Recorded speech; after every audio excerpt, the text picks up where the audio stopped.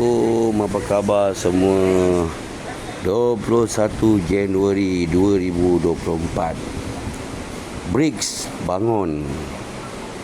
Kilang di Europe tutup kedai teman-teman Dan 20 negara tidak gunakan duit US lagi.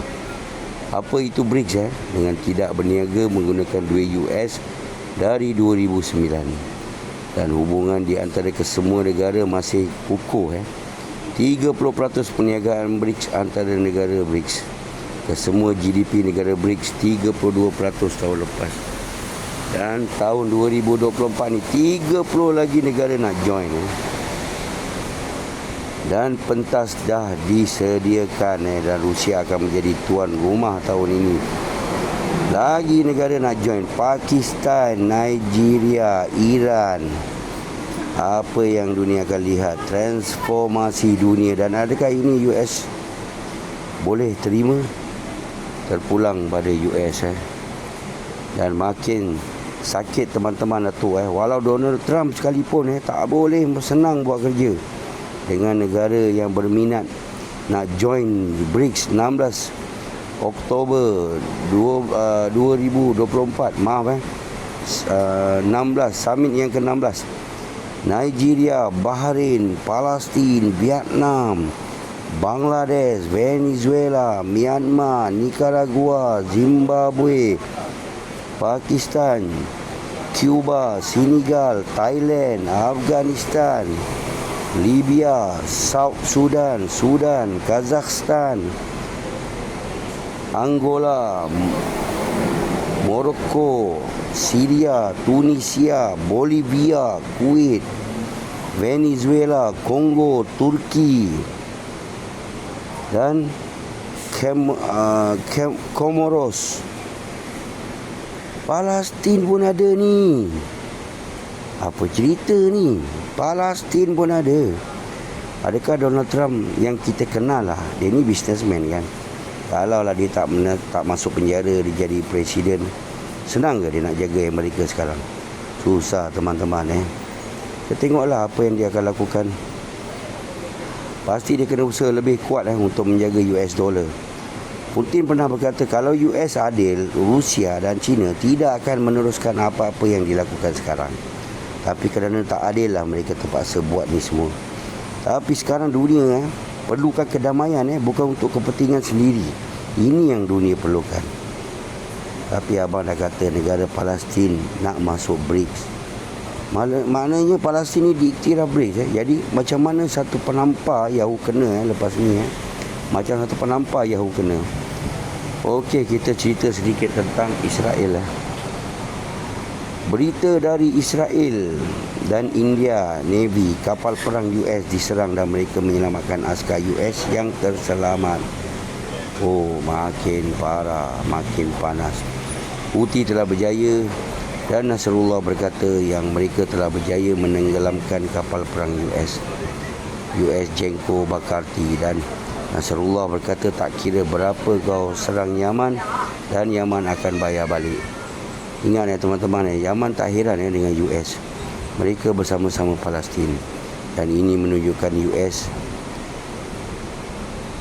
yang mengawal kapal-kapal yang lalu di Red Sea useless, tak guna.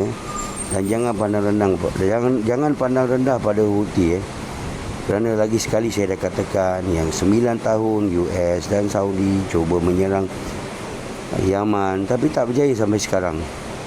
Dan walaupun mereka bukan sama macam kita Yaman ni, tapi mereka tetap mempertahankan Palestin bukan kerana kita sama, cuma kerana kita ni melawan US tu sahaja. Dan adakah ini akan melemahkan Houthi? Tidak.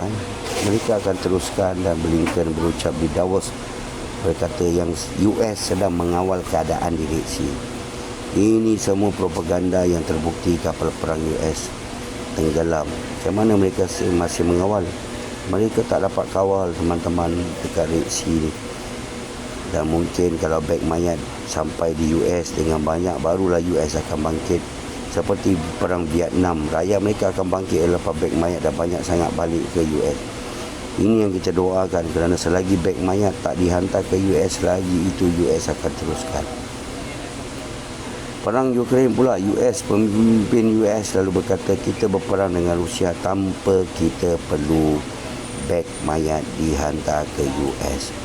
Kerana yang mati tanpa kubur dan mati dibom rakyat Ukraine, bukan rakyat US. Jadi ingat, perang ini adalah berbeza ya teman-teman. Di Palestin ini berbeza teman-teman. Atuk mesti berasap kepala hari-hari ya. Kita pun kena terima kasih kepada Yahoo kerana kebodohannya. Sekarang makin laju kejatuhan US di dunia. Kesian Atuk menjadi presiden US paling teruk dalam sejarah. Dan kalau kita lihat di US sekarang, Atuk pun takut dengan kebangkitan baju dalam Donald Trump Semakin hari semakin kuat Dan ingat, kalau Donald Trump menang pun hujung tahun ni tak guna Palestin takkan aman. Saya rasa Yahoo sedang tunggu Trump menang Sebab tu dia nak perang ini berlanjutan.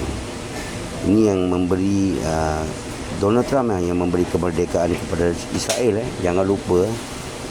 Jadi kalau Trump menang, lagi banyaklah duit Trump beri kepada Israel. Dan perang Ukraine Trump akan hentikan sehari saja. Ini janjinya.